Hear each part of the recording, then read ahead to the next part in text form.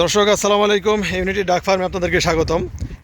আমাদের বাম পাশে হচ্ছে হাঁসের রাজত্ব, আর এখানে চন্দনের দুই হাতে হচ্ছে স্বপ্নভঙ্গ।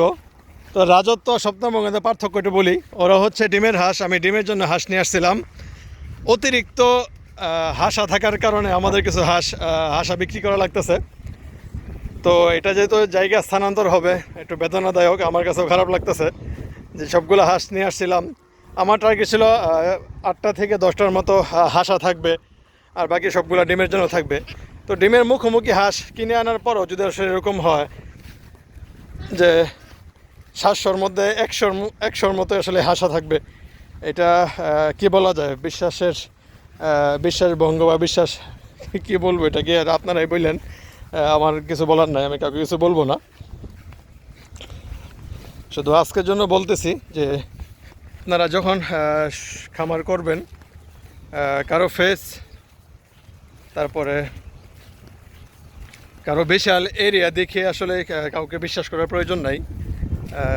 আমার দাড়ি আছে, আমার টুপি আছে, এটা দেখেও বিশ্বাস করার প্রয়োজন নাই। শুধু দেখবেন যে আসলে আপনার মিনিমাম অভিজ্ঞতা আছে কিনা যে প্রোডাক্ট কিনতে যাচ্ছেন।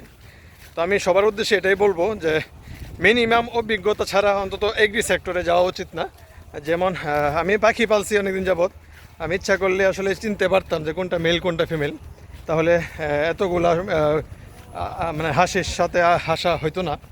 তো আপনাদের প্রতি আমার রিকোয়েস্ট থাকবে, অবশ্যই মিনিমাম ধারণা থাকা উচিত যে আপনি যেটা কিনতে যাচ্ছেন, যেটা কিনতে আপনার জন্য সহজ সেটাই কিনবেন।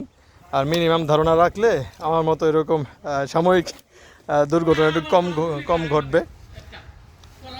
তো চন্দন, কয়টা হাঁস এনে? 10টা। তো চন্দনের কাজ হচ্ছে আমাদেরকে দিচ্ছে, হাঁসগুলো ধরে দিছে। আর রুবেল জিজ্ঞেস করতেছে ভাই খাউন কো। তো আমরা অনলাইনে অনেক সময় দেখি যে পাথরটা তো যা আছে সমানে কিন্তু গিলা। তো আমরা ব্যবসায়ী জন্য ওরকম না, আমাদের টার্গেট হচ্ছে আমাদের হাঁসের যাই ওজন হবে আমরা তাই বিক্রি করবো, তাই গো চন্দন। হ্যাঁ, আলাদা খাবার বা আলাদা কি বলে এটাকে পাথর খাওয়া আমাদের হাঁসের ওজন বানানোর কোনো মানে নাই আমাদের। আমরা জাস্ট চিন্তা করতেছি যে আমাদের ডিমের জন্য হাঁস আনছিলাম, অনেকগুলো হাঁসা হয়ে গেছে, এটা আমাদের নিতে হবে, বিক্রি করতে হবে, হাঁসা কমাইতে হবে, এটাই হচ্ছে আমাদের মূল লক্ষ্য।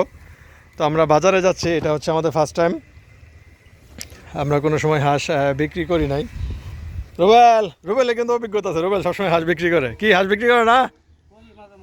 আচ্ছা, রুবেলের কিন্তু মানে যেহেতু আমার ভাই ডাকে, তাই রুবেল আমার ভাই, এর মানে ওর লোক হচ্ছে আমার ভাবি। হাঁস তো দেউড়াল দেয়, দেখছেন হাঁসেরই দেখেন। তো আমরা একটু পরামর্শ করবো। রুবেল একটা কাজ করো, জালি আছে না, জালিটা খুলো। যদিও অনেক সময় চলে যাচ্ছে, কারণ খুবই কম সময়ের মধ্যে আমাদের যেতে হবে, কারণ তারপর আবার ওয়েদার দেখেন, পুরা রোদের অবস্থা।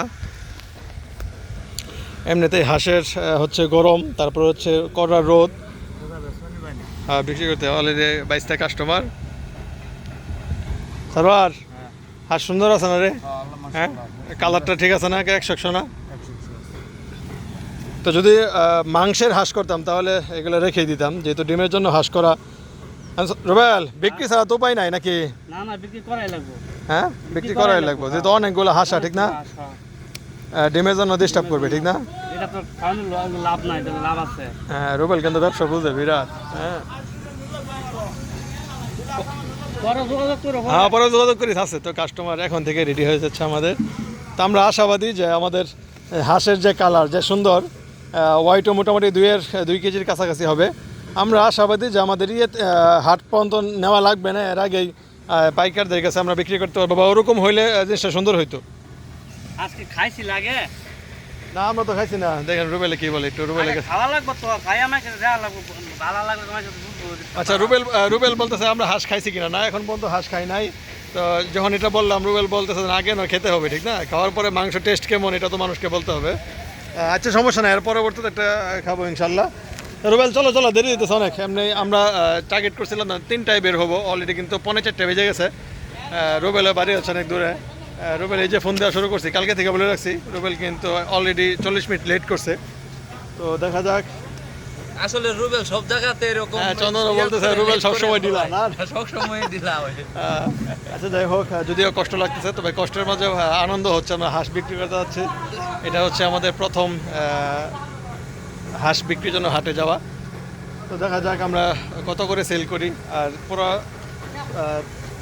সিনারির মানে কী বলে এটাকে, পুরো তথ্যটাই আপনাদেরকে দেবো যে আমরা কীভাবে বিক্রি করলাম, কোন হাটে যাচ্ছে, হাটের পরিস্থিতি কী, বা হাটে বিক্রি হাটের আগে আমাদের সেল হয়ে যাচ্ছে কিনা পাইকারদের কাছে, সবই তথ্য অবশ্যই আপনাদেরকে দেবো। তো আপাতত এখানে রাখতেছি, যেহেতু আমাদের সময় চলে যাচ্ছে, গাড়ি নিয়ে তাড়াতাড়ি যেতে হবে।